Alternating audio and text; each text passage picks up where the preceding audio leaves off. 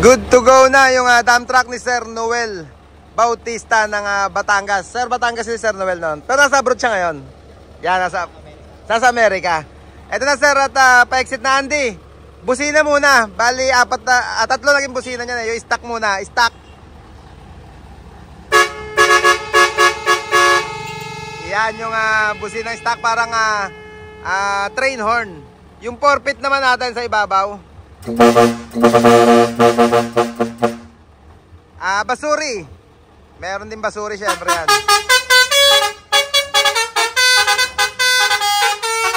Okay na. Bumper. Check natin lahat yung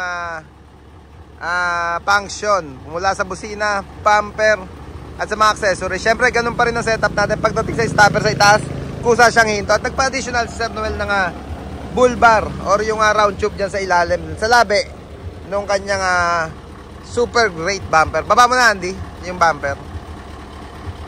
Yan pa rin yung dating bumper mga kabisyo. Yung automatic na lang. Yan, in-adjust ng konti, nagkaroon na extension sa gilid at cover sa ibabaw. Talapi nga Andy, baba mo nga. Yan, pakabila naman. Papasok at palabas yung gana nung talapi. Siyempre merong switch sa loob. Okay na, balik mo na. Yan, side grill mga kabisyo. Pagawa na rin si Sir Noel. Dating merong side grill yan. Ito ang ginamit natin sa gitna. At ginawa na stainless frame para merong contrast. May kulay yung gitna at stainless yung paligid. Step, nagpadagdag na rin yung dalawang foldable. Yan, folding step. Original na Surplus Japan yung ginamit natin. Mga marker lamp. Jet Inoue syempre. Kulay dilaw. Andy, running light niya. Buksan mo na yung side light. Ayan yung mismong clearance light niya. Yung running naman na ginagamit niya aparato, pwede niyang stayan. At pwede rin na kusang gumagawa ng tempo or nung sequence niya ng running. Bali 2, 4, 6, 8, 10, 12 yung ilaw na nilagay natin dyan sa gilid. Yung base niyan dati na mga kabisyo, original na Japan nung sa unit. Iyan na yon. Tapaludo ang in-stainless, binago na. Yari sa baluarte natin mga kabisyo, tapaludo pang dump truck. Mudguard naglagay na rin syempre, may bisagra dito para pagka nag-dump, naka-stay pa rin, nakatayo itong mudguard na to. At nagdala sila Sir Noel ng panglikuran naman yan. Original Japan din to. Yung isang diretso sa ilalim or sa likod ng rear bumper. Speaking of rear bumper mga kabisyo, ito yung yari or yung design na original Japan mga kabisyo.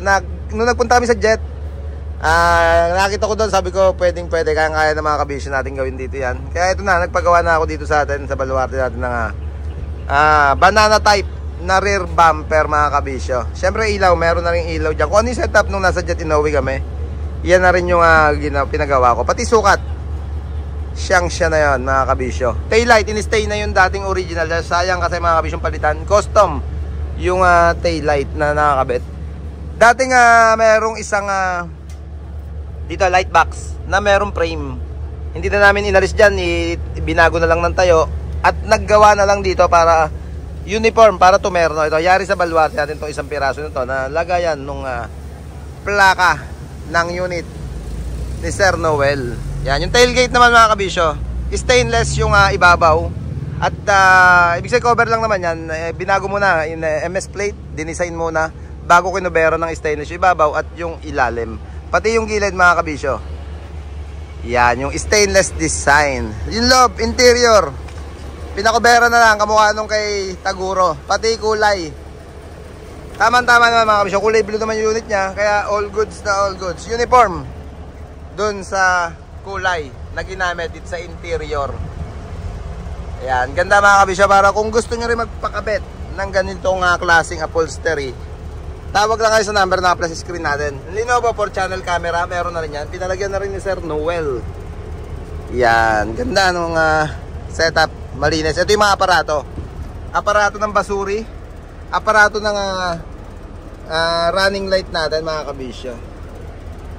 Yan, switch ng talape, switch ng bumper.